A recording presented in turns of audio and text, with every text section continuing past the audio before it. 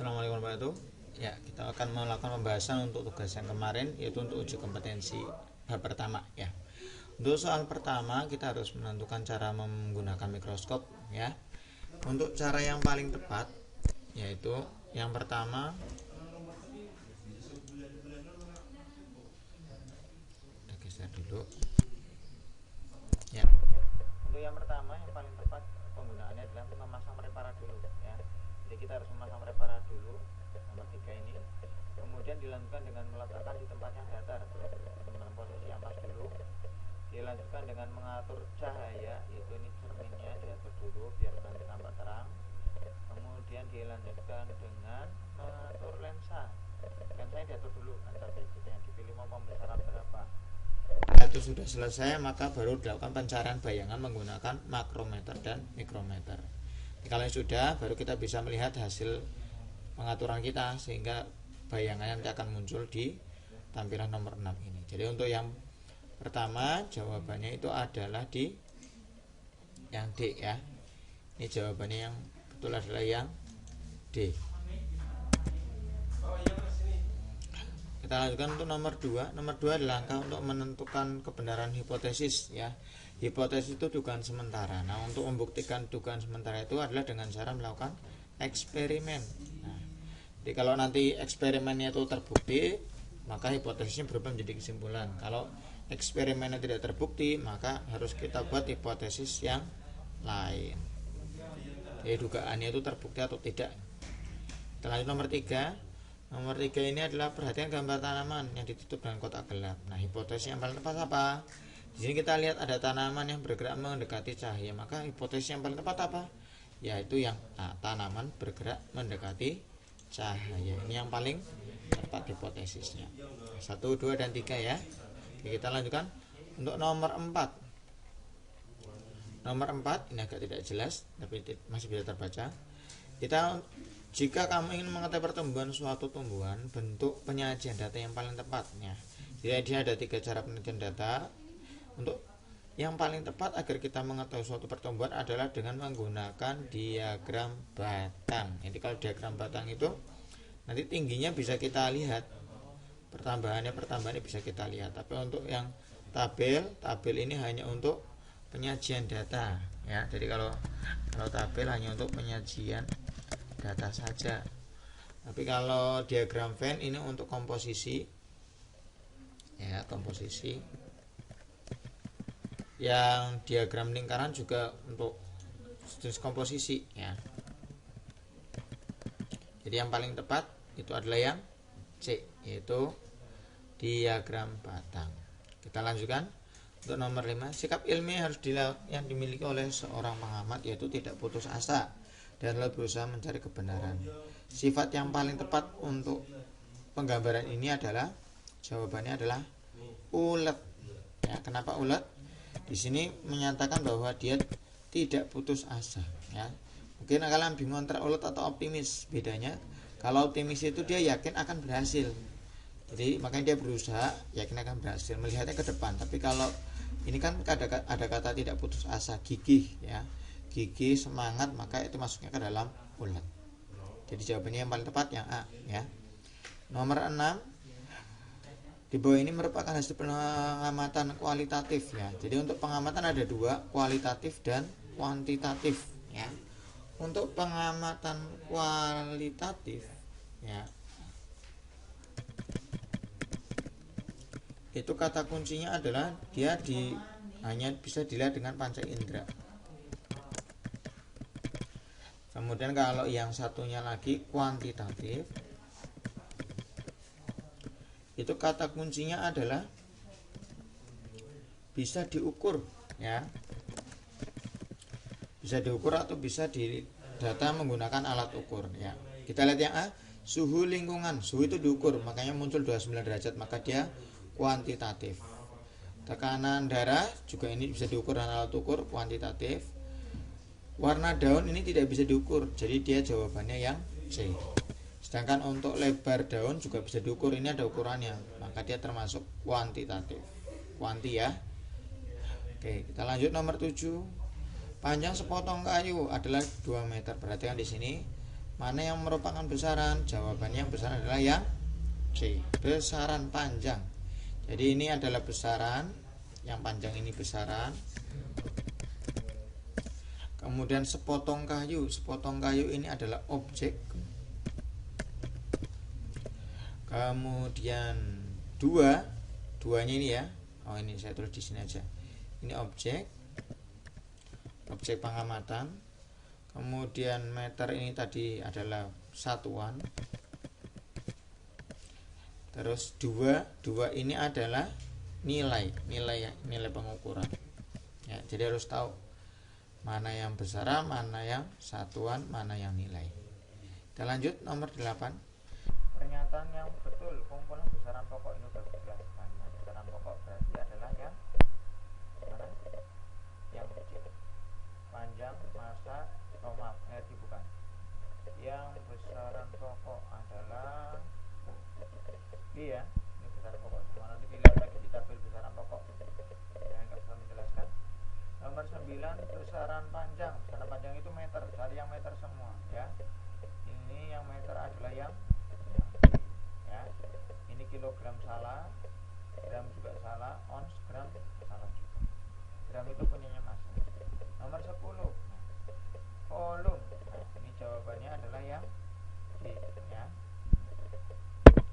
Jadi untuk volume itu meternya meter dari meter turun menjadi desimeter ya, desimeter. Kemudian baru turun ke sentimeter. Tapi karena ini kubik ya, ada pangkat 3-nya, maka di sini sekali turun itu langsung dikali 1000 ya. Karena ada kubiknya, sekali turun dikali 1000. Berarti karena dikali 1000 pangkat 3 lagi ya di sini ya. Dari pangkat 3 ke sentimeter pangkat 3. Ini kan satu kali turun, satu kali lagi, berarti 2 kali turun. Satu kali turun itu 1000, maka 1000 itu ya di sini ini kali 1000. Yang ini juga turun lagi dikali 1000. 1000 itu nolnya 3 tambah 3 berarti nolnya 6, maka 3-nya harus dikali 10 pangkat 6. Maka jawabannya yang tepat adalah yang D ini ya. Oke, kita lanjutkan. Nomor 11. Berikut ini termasuk apa ini? Besaran turunan ya. Besaran turunan itu berarti yang berikut ini yang termasuk besaran turunan ya. Itu berarti adalah yang C ya. Luas, volume, massa, jenis, yang C. Nomor 12, syarat. Nah, ini ada syaratnya. Ada 3 syarat, yaitu bersikap tetap, kemudian mudah ditiru, dan yang terakhir bersifat internasional ya. Ingat-ingat hanya ada 3, jadi jawabannya yang B. Nomor 13, ini satuan yang betul antara satuan dan besaran dan satuannya ya. Yang paling betul adalah yang C, massa kilogram, panjang meter, waktu sekon. Silakan besaran pokok dihafalkan ya. Ada 7 itu dihafalkan, wajib hafal. Nomor 14, satuan baku. Yang baku itu hanya meter, yang lain adalah tidak baku. Depat, jangkal, hasta tidak baku. Kemudian gelas ukur digunakan untuk mengukur volume. Ya, oke, kita lanjutkan ke sini. Ini adalah hasil pengukuran. Di sini SU ya. Jadi untuk SU-nya itu adalah 2, SU-nya itu adalah 2,2 ya. Oke. SU-nya itu 2,2. Ini mohon maaf, saya hanya pakainya titik ya, bukan koma. Maksudnya koma. Kemudian SN-nya itu 6. 6 ini harus dikali dengan 0,01 ya, 0,001. Ini hasilnya adalah 0,006. Nah, ini tinggal dijumlahkan. Oh, maaf. 0,01 bukan 0,00. 0,01. Hasilnya adalah 0,06. Nanti kita tinggal menjumlahkan 2,2 ditambah 0,06 hasilnya adalah 2,26 ya, jawabannya yang B. SU nya mana sih? SU nya ini SU ya, ini SU. Pakai